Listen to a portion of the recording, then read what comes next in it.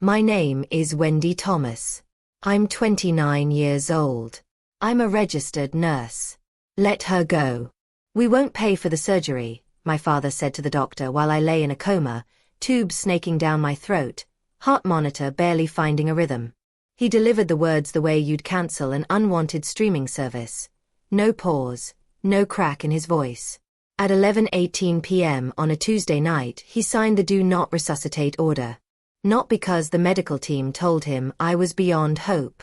Because the billing department gave him a number. That number was enough. 3 weeks later I woke up, bruised everywhere, ribs screaming with every breath, barely strong enough to turn my head, and discovered the DNR wasn't even the worst thing he'd done while I was unconscious. What I did in the following 24 hours didn't just change my life. It brought his entire carefully constructed world crashing down. And he never saw it coming. Because he forgot one simple truth about me. Before I go further, if this story already feels personal, if you've ever carried the weight of being told you cost too much, or if family guilt has shaped years of your life, please take a second to like and subscribe. Only if it truly connects. Now let me take you back 7 months earlier, to the Thursday in March when my grandmother Lillian died. And the first thread began to unravel. I was born with a ventricular septal defect, a hole in my heart. At 4 years old, surgeons cut open my chest. The operation lasted 11 hours. The bill took my parents 20 years to shake off. My mother eventually let the memory fade. My father never did. You know how much you cost this family, Wendy? He said it for the first time when I was 8. I'd asked for new sneakers because the soles of my old ones had split and rain soaked my socks every day. He was sitting at the kitchen table surrounded by a fortress of medical statements. He didn't look up. $214,000. That's what you cost. I never got the sneakers. By 12, I stopped asking for anything at all. By 15, I was babysitting 3 houses on our street just to buy my own notebooks and pens. By 18, I signed my first student loan papers by myself in an empty guidance office, while my older sister Meredith packed for the state university my parents paid for in full. No one batted an eye. Meredith got a car the day she turned 16. I took the city bus. Meredith's tuition was covered. I got a repayment schedule. Meredith had birthday dinners at sit-down restaurants. I got cake from a box mix and a card with only my mother's signature. And the strangest part? I wasn't angry. I genuinely believed I owed them. My father had said it so many times, you cost this family everything, that the debt felt physical, like the thick scar running down my sternum. I carried it the same way I carried my hospital badge every shift. Automatically, without question. The only person who never once reminded me of that debt was my grandmother, Lillian Price. She lived alone in a modest red brick house on Elm Street in Norristown, Pennsylvania. 2 small bedrooms, 1 bathroom, a porch swing that groaned softly whenever the wind moved.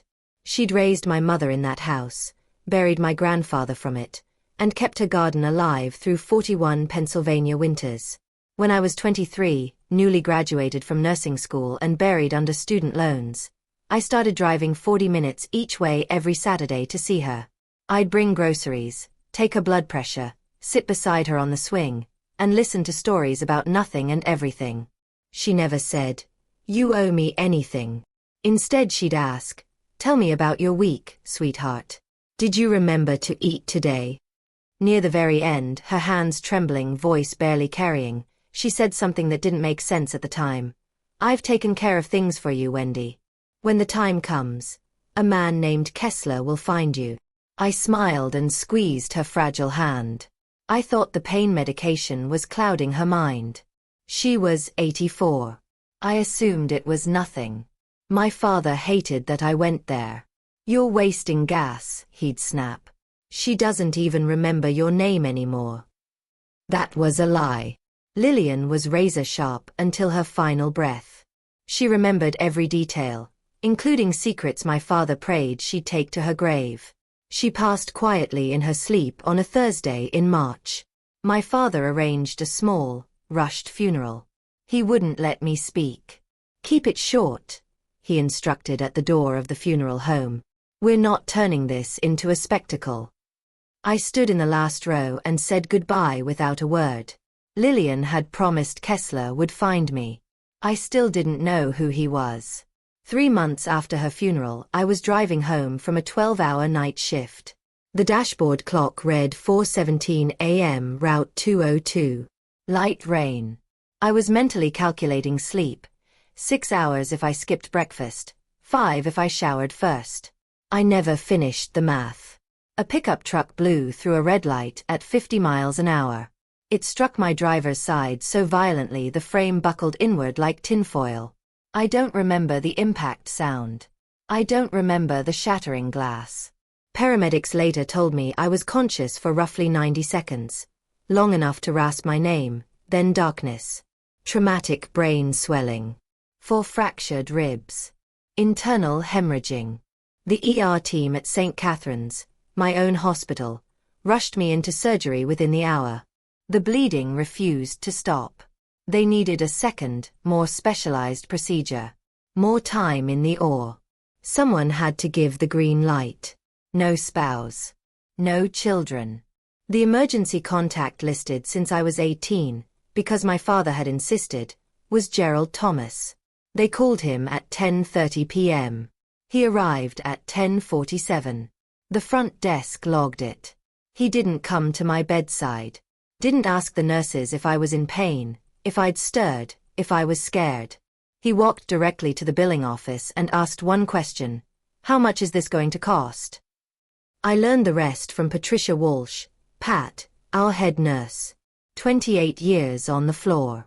Voice like crushed gravel. Memory that never missed a detail. Pat was at the nurses' station when my father emerged from billing and approached Dr. Richard Hale, the surgeon leading my care. She heard every syllable. "What's the estimate for the second surgery?" my father asked. Dr. Hale answered, $180,000 to $240,000, depending on complications. Insurance will cover a portion, but there'll be substantial out-of-pocket, especially since you co-signed some of her prior medical accounts. My father didn't flinch. She doesn't have a healthcare proxy. I'm her father. I'm the decision maker. Dr. Hale nodded cautiously. Protocol when no proxy exists. Then my father said the words Pat would never forget. Let her go. We won't pay for the surgery. She's been a financial drain her whole life. He signed the DNR form. His hand never shook. He set the pen down, asked if there was anything else to sign, and walked to the elevator. He never stepped into my room. Never looked through the ICU glass. Never said goodbye. Pat stood frozen behind the counter, gripping the edge until her knuckles bleached white. She told me later she wanted to scream. She didn't. Instead, she did something far more powerful. She opened my employee emergency packet, the one every nurse completes during onboarding. Most people leave the healthcare proxy section blank. I hadn't. 3 years earlier I designated my best friend from nursing school, Deborah Owens, who lived 45 minutes away in Cherry Hill, New Jersey. Name. Phone number. Relationship. All clearly listed. Pat found it in under 2 minutes. She called Deborah at 11:14 p.m. Deborah answered on the second ring. Pat explained. The accident, the coma, the needed surgery, the father who had just signed an order to let his daughter die. Deborah didn't hesitate. I'm leaving now. She drove through pouring rain. Arrived at St. Catherine's at 12:51 a.m. with a driver's license, a copy of the proxy form she'd kept in her filing cabinet, and shaking hands. She revoked the DNR. She authorized the surgery. Dr. Hale scrubbed in within the hour. My father was already home in bed, sleeping soundly, convinced the machines would stop overnight and the hospital would call him in the morning with the news. No one called him. Pat did one final thing before her shift ended. She filed an internal incident report, the kind triggered when a staff member witnesses a serious protocol violation. She documented his exact words, the timestamps, the false claim of no proxy, the DNR signature. She locked her computer, sat alone in the break room for 20 minutes, then went home. Gerald Thomas slept that night believing his daughter would be gone by sunrise. The next morning he made his second, and ultimately fatal mistake. He didn't call the hospital. Didn't drive over to check on me.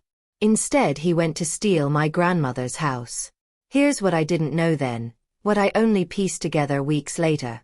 Lillian had quietly transferred the Elm Street house into my name before she died.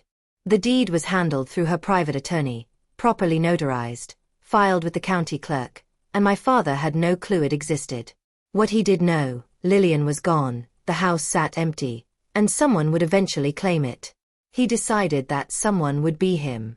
He created a power of attorney document with my signature, except I had never signed it. He traced my handwriting from old medical consent forms he'd forced me to sign at 18, when I still trusted him. He took the forged POA to a notary he knew, a man named Carl who owed him a favor and asked no questions. Carl stamped it. That Wednesday afternoon Gerald filed the deed transfer at the county recorder's office. By Thursday the house was legally in his name. By Friday he walked into a bank and secured a $280,000 mortgage against it. Cash in hand within a week. The money didn't go toward my medical bills. It didn't go into savings. It paid off secret gambling debts, debts no one in our family, our church, or our neighborhood knew existed.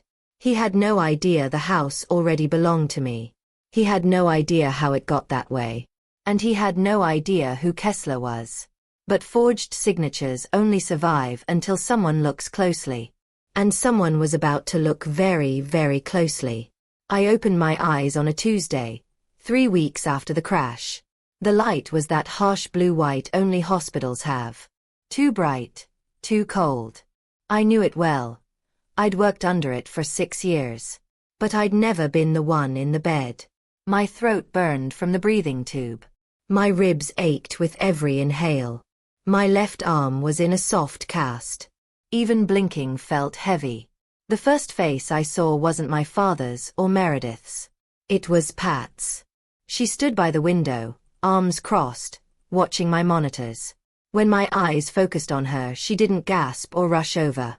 She pulled a chair close, sat, and took my hand, firm, warm. "You're safe," she said. "I need to tell you some things. Not right now. When you're ready." I tried to speak. My voice was a cracked whisper. "How long?" 3 weeks. "Surgery went well.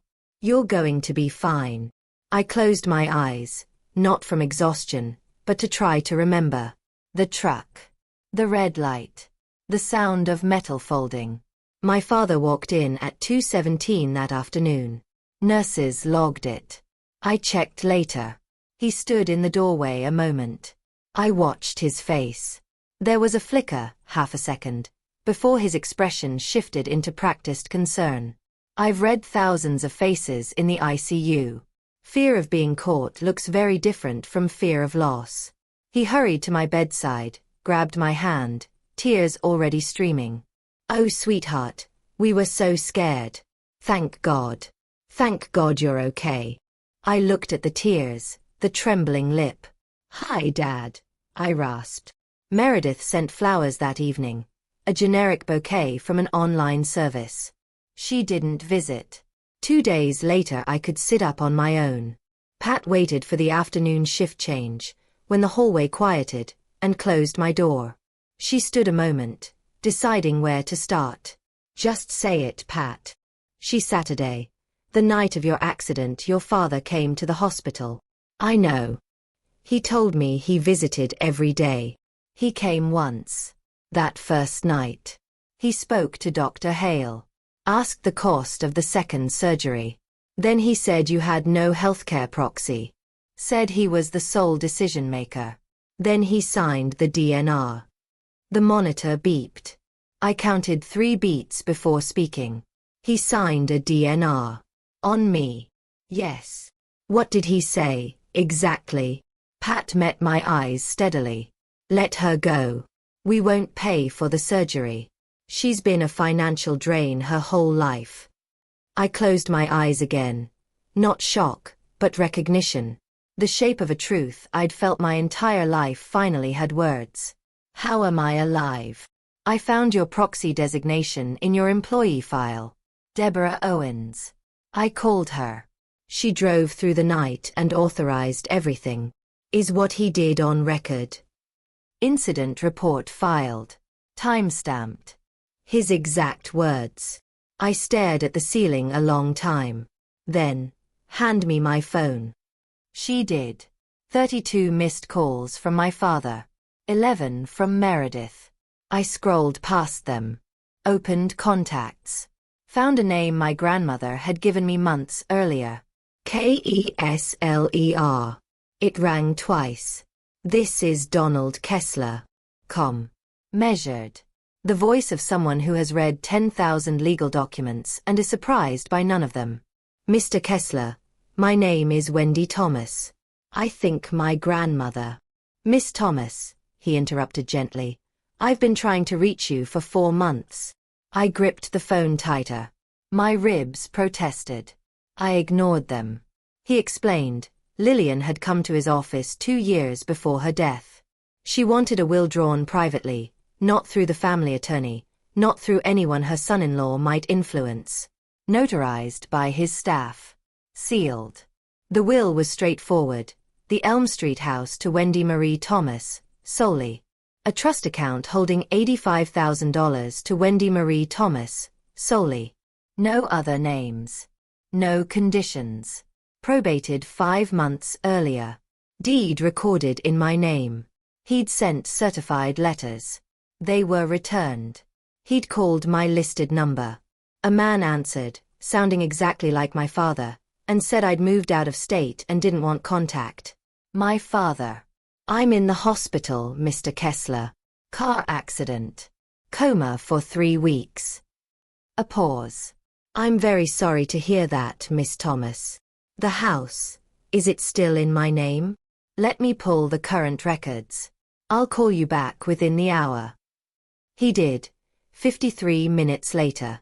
His tone had sharpened, the quiet tension of someone who just discovered fraud. Miss Thomas, the deed was transferred out of your name 3 weeks ago. I watched the 4 drip. Counted the drops. 1, 2, 3. Transferred to whom? Gerald Thomas. Your father. Using a power of attorney. I never signed a power of attorney. I know. I have the original probate deed, your name, my office's notary seal. No POA was ever filed through us. So it's forged. That is my professional assessment. Yes. And there's more. I ran a lien search. A mortgage was recorded against the property 6 days ago. $280,000. The number hung in the room like smoke. He'd leveraged my house. I want to see how far this goes before we press charges, I told him. Is there anything else? Your grandmother left a sealed letter. She asked me to deliver it in person, only to you. When can you bring it? Tomorrow morning. 9 o'clock. I'll be here. I hung up, turned to Pat, who'd stayed silent by the window the whole call. Pat, what exact time did he sign the DNR? 11:18 p.m. I wrote it down. The next afternoon my father arrived with yellow roses and Tupperware of banana bread Meredith had baked. He kissed my forehead, sat, sighed like a man bearing the weight of the world. He was excellent at the performance. I'd watched it my whole life. The doctors say you'll be discharged in a week, he said, squeezing my hand. We'll take care of everything.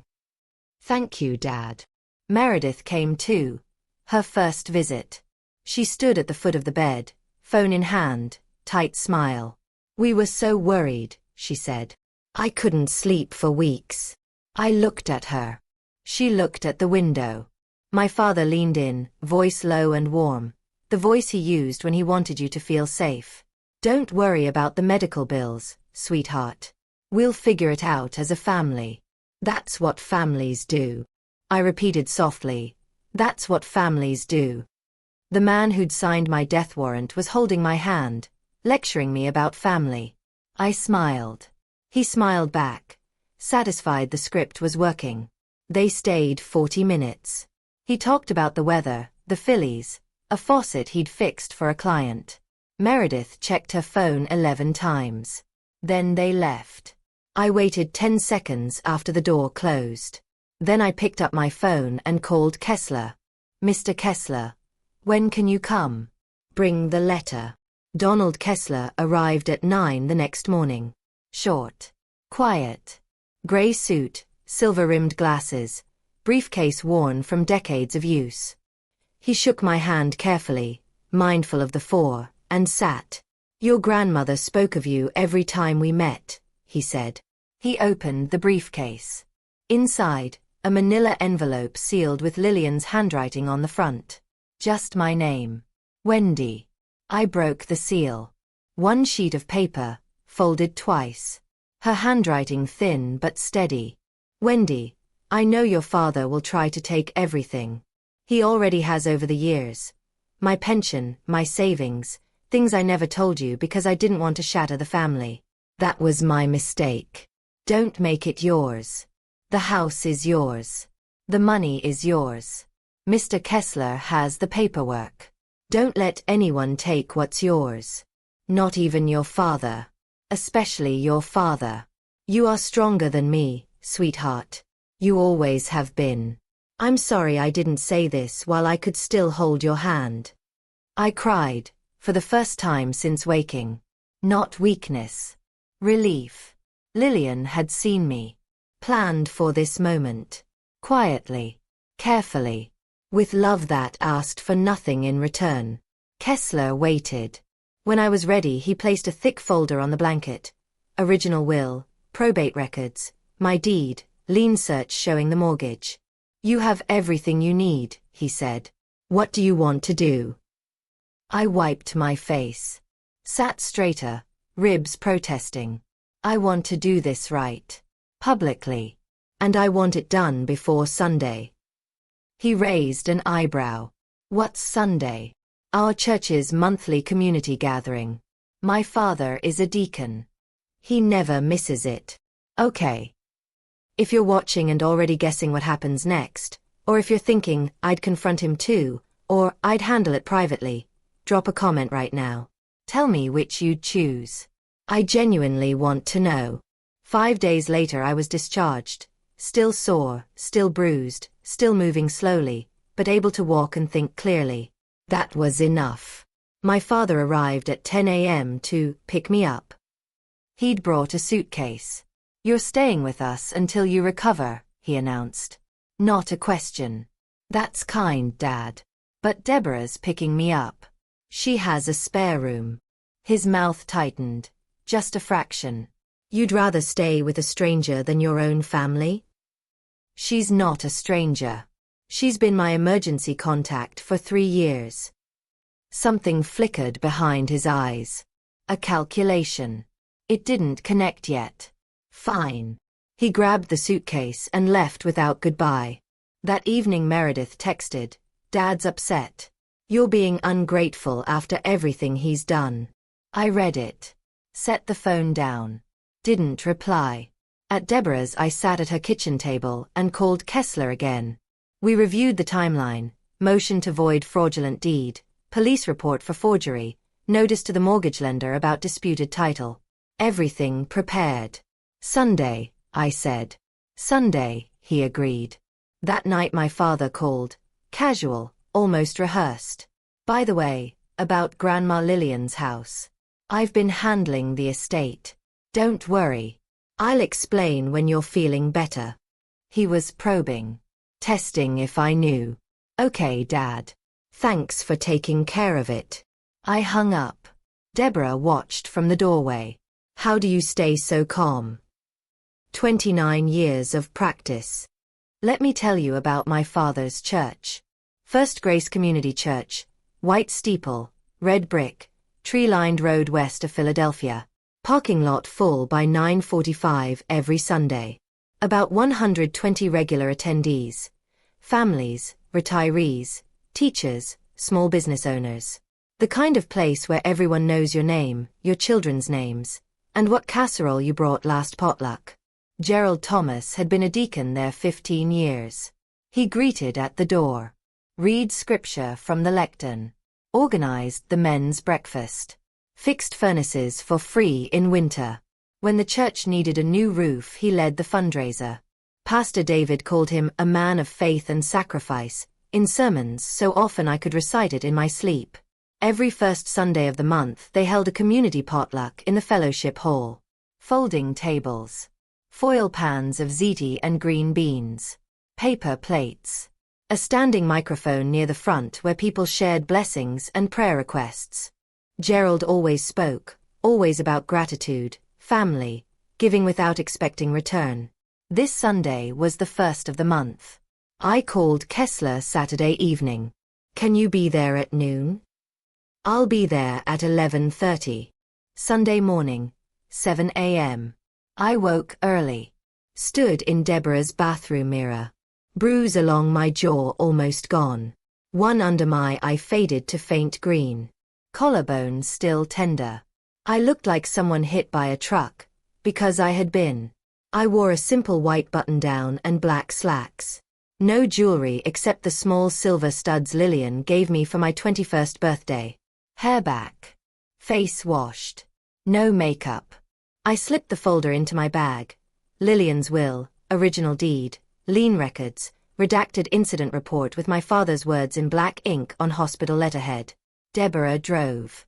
We parked near the back at 11:20. Kessler was already waiting by the flagpole. Grey suit, briefcase, calm as stone. I walked through the doors. Service underway. Hymns. Warm air. Smell of coffee and old carpet. I slipped into the last pew. My father sat front row. He turned at the door sound, saw me, face lighting up.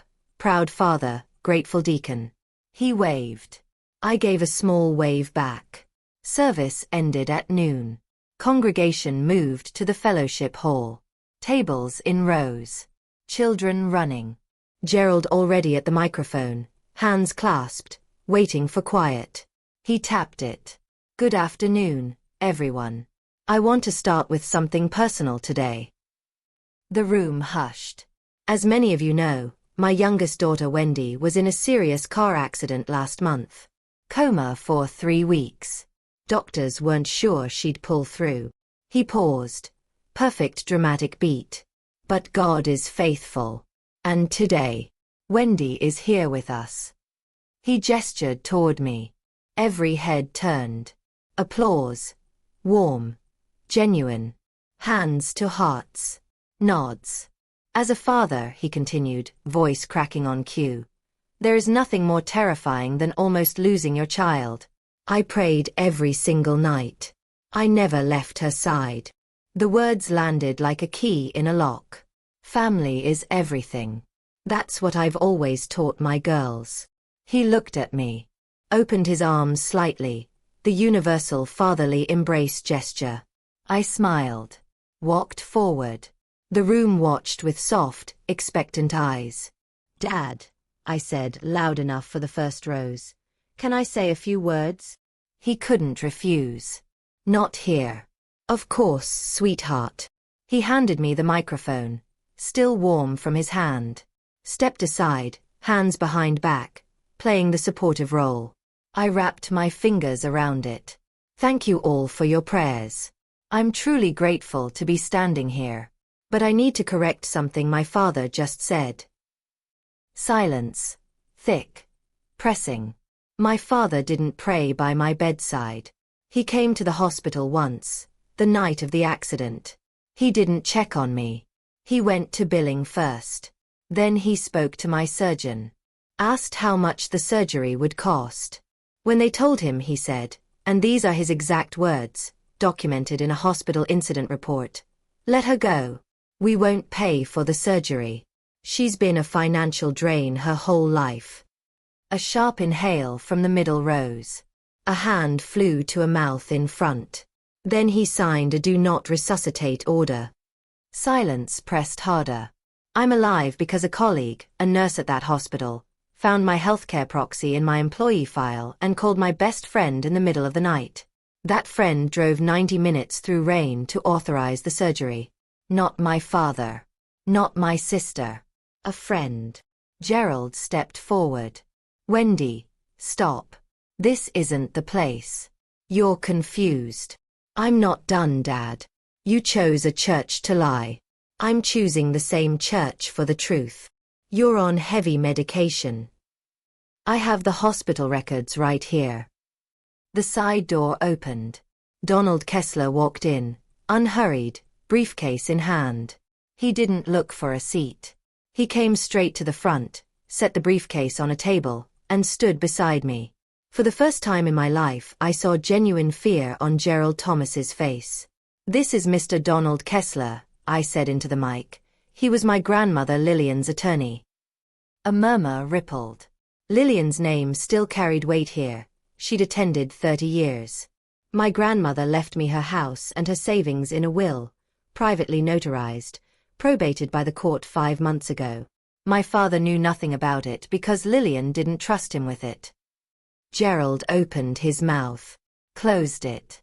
While I was in a coma, I continued, my father forged my signature on a power of attorney, transferred the house into his name, and took out a $280,000 mortgage against it. A dish hit the floor in the back. A fork clattered on linoleum. Gerald's voice rose, strained. That's a lie. Lillian left that house to the family. Not just you. Kessler opened his briefcase, lifted the original will, held it so front rows could see the notary seal. I have the document right here, Mr. Thomas. Solely to Wendy Marie Thomas. Your name does not appear anywhere. Gerald looked at Meredith. She stared at the floor. I lowered the mic slightly and spoke directly to him, not whispering, not shouting. I'm not here to humiliate you, Dad. I'm here because you tried to let me die. And when that failed, you robbed me. If this moment is hitting you hard, if you've ever had to face someone who hurt you in front of others, comment below. What would you have said to him right there? I read every one. Gerald turned to the room, jaw tight, eyes scanning for allies. She's on heavy medication. She doesn't know what she's saying. This is a private family matter. No one spoke. Arms folded. Eyes unblinking. A voice from the back. Then why is there a lawyer here, Gerald? He didn't answer. His gaze moved to Pastor David near the coffee table. Gerald, the pastor said quietly, I think we should hear this out. Gerald softened, his fallback when authority failed. Shoulders dropped. Voice broke. I've sacrificed everything for this family. Wendy's medical bills nearly bankrupted us when she was a child. I did what I thought was best. I didn't raise the mic. I just spoke clearly. You did what was cheapest, Dad. There's a difference. You have no idea the pressure I've been under. The debts. He stopped. Realized what he'd almost admitted. Meredith stood. Face white. Dad, stop talking. He grabbed her arm. Tell them, Meredith. Tell them I was protecting the family. She pulled free. Looked at me. Then the floor. Then the exit. I can't do this, she said. As she passed me, she whispered, only for me. I should have called Deborah myself. Then she was gone. I turned back to the room. I'm not telling you this to destroy my father. I'm telling you because for 15 years he has stood at this microphone telling you who he is. You deserve the truth. I looked at Gerald. He'd backed almost to the wall. Hands at his sides. The confident deacon was gone. In his place stood a smaller man. Dad, here's what's going to happen. My voice stayed steady. The room was quiet enough to hear breathing. Mr. Kessler filed a motion with the county court yesterday to void the deed transfer. It's based on a forged power of attorney I never signed. His jaw clenched. The bank that issued the mortgage has been notified the title is disputed. The loan is frozen. His left hand began to tremble. I filed a police report on Friday. Forgery. Fraud. The notary who stamped your document is named in it too. He took a half step back. You will be required to return the full $280,000, or face criminal charges. His voice came out raw. You'd send your own father to jail? I looked straight at him. No flinch. You signed a paper to let your own daughter die. The fellowship hall held its breath. A child in the back asked something and was immediately hushed. I'm not sending you anywhere, Dad. I'm giving you a chance to make it right. That's more than you gave me. Kessler closed his briefcase. Soft click. The filings are already with the court, Mr. Thomas. This isn't a negotiation. Gerald looked around one last time. Slow rotation. Jim Callahan, whose pipes he'd fixed every winter. Susan Merritt, who brought him coffee after sermons. Robert Dill, fellow deacon for a decade. They all looked back. No one moved toward him. He sat, not in a chair, on the edge of the nearest folding table. Face in his hands. Robert walked over. Hand on Gerald's shoulder, firm. Gerald, I think you should leave. Gerald stood. Walked to the door. Shoes silent on linoleum. At the threshold he turned, eyes red, mouth open like he wanted one final line. Nothing came. He left. I set the microphone on the table. Hands steady. Ribs aching. Didn't matter. I'm sorry for disrupting your Sunday, I said to the room. My grandmother Lillian loved this church. She would have wanted the truth spoken here. 2 women came forward and hugged me. A man I didn't know shook my hand silently. Pat, standing quietly by the coffee station the whole time, caught my eye and gave one firm nod. Then a small, weathered hand touched my arm. An older woman, white hair, cardigan, glasses on a chain. I'm Doris Brennan. Your grandmother and I sat together every Sunday for 20 years. I nodded, voice gone. She told me about you every week. She was so proud of you, Wendy. Never stopped talking about you. I'd spent my life feeling invisible in that place. Lillian made sure I wasn't. Within 24 hours, everything Gerald Thomas had built began to collapse. Monday morning the bank froze the mortgage. Fraud department called Kessler before noon. Title flagged. Loan suspended. Gerald couldn't touch the funds. Couldn't refinance. Couldn't sell. The $280,000 he'd already spent was gone, and the debt was his alone, secured against nothing. County Court accepted Kessler's motion to void the deed transfer. Gerald was served a summons at home that afternoon. 3:15 p.m. Neighbor saw the process server. Watched the whole thing. Police opened a formal investigation. Forgery, fraud. The notary Carl hired his own attorney and started cooperating. Word spread through the church faster than any sermon. Tuesday evening the board unanimously asked Gerald to step down as deacon. Robert called him personally. Gerald didn't argue. Didn't attend. Plumbing clients began dropping. 3 Monday. 5 more by Wednesday. Most were church members. One, Jim Callahan, texted a single line, "Don't come to my house again." Gerald called me at 10 that night. I answered. "You destroyed me," he said, voice flat, hollow. "No, Dad. You destroyed yourself. I just stopped covering for you." He hung up. He called Meredith next. She didn't pick up. One more thing surfaced that week. Kessler discovered it during a records check. 3 years earlier Gerald had changed the beneficiary on my life insurance policy. From Deborah to himself. My signature was on the form. I never signed it. He'd planned for every version of my death. None included saving me. Meredith called 3 days later. I was on Deborah's couch, heating pad on my ribs, tea gone cold. I let it ring twice. Then answered. "Wendy." Her voice thick. "Crying already. Say what you need to say." I knew about the DNR. I was in the waiting room when Dad talked to the doctor. He told me what he was going to do. I didn't stop him. I said nothing. Silence did its work. "And the house," she continued. "I knew about that too. He promised me $85,000 if I kept quiet. And you kept quiet. Yes. While I was in a coma. Yes. She broke, crying the messy, loud way she did as a child. I was scared of him, Wendy. I've always been scared of him. That's not an excuse. It's not. I'm not asking you to forgive me. I know I don't deserve it. You're right. Not right now. Long pause. Ragged breathing.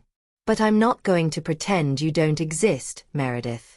If you ever want to rebuild something with me, not with Dad's money, you know where to find me.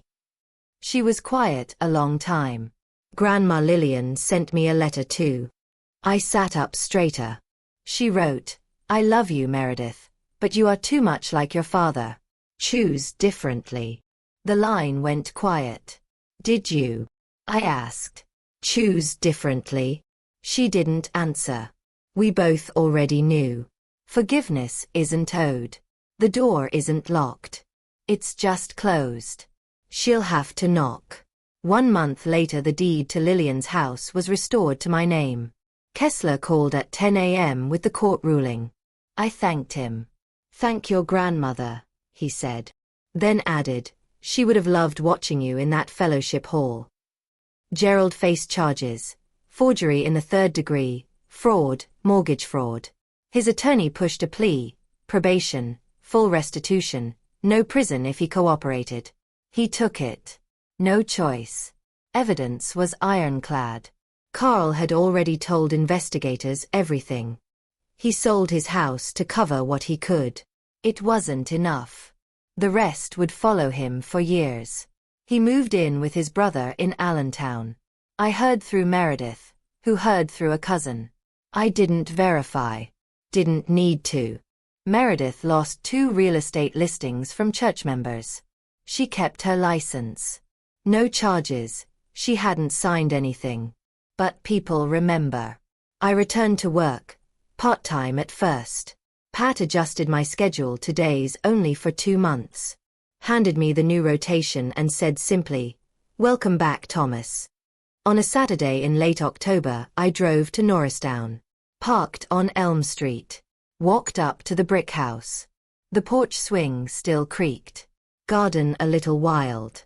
I turned my key in my door. Stepped inside. Lavender. First thing I smelled. Lillian sachets in every drawer, every closet. Scent of a woman who planned for everything. Her photo on the mantel. The 2 of us on that swing, squinting into sunlight. I don't remember who took it. I sat in her rocking chair. No TV. No phone. Just sat. For the first time in a house that was mine, not because I'd earned approval, but because someone loved me enough to make sure I'd be safe. I used to think being a good daughter meant absorbing everything, every reminder of what I cost, every guilt trip, every cold calculation, and saying thank you. Because I thought that's what love demanded. Silence. Gratitude. Obedience. I was wrong. Setting a boundary isn't revenge. It's survival. And sometimes survival looks like a quiet attorney in a gray suit, a stack of notarized papers, and the courage to stand in a church basement in front of 120 people and say, this is what really happened. I don't hate my father. Hating him would mean he still controls my emotions. He doesn't. Not anymore. He's a man who made terrible choices, driven by debts he was too proud to admit and an addiction he was too ashamed to face. That doesn't excuse him. But it does explain why I no longer carry his weight. If you're watching this and you see yourself in any part of my story, in the guilt, the silence, the belief that you owe people who hurt you, listen carefully. You don't owe anyone your health. You don't owe anyone your home. You don't owe anyone your life. My grandmother Lillian taught me that. Not with lectures. Not with anger. With a letter, a house, and a lawyer named Kessler. I still go to church. Different one, smaller, friendlier coffee. I sit in the front row. Not to be seen. Because I'm done hiding in the back. Thank you for staying with me until the end. If Wendy's story hit you, if it reminded you of your own boundary moment, or someone you love, leave a comment. Tell me, what boundary have you set that changed your life? I read them all. And if you want more stories like this, check the description. There's another one waiting that I think you'll feel deeply. Subscribe so you don't miss it.